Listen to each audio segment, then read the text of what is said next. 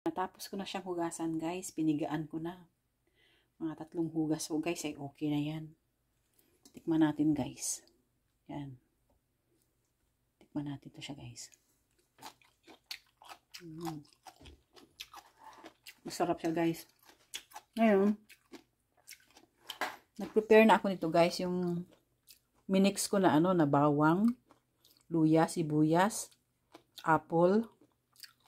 Tapos meron siyang guys, yung seojut.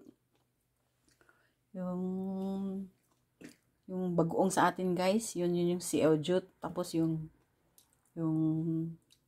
patis. May patis yan guys.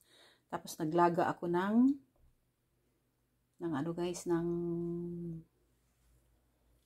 ano ba ito, yung seaweeds na may daing. Yan, nilaga ko guys. Tapos diyan ko nilagay yung sabaw. Tapos lagyan ko ng kanin.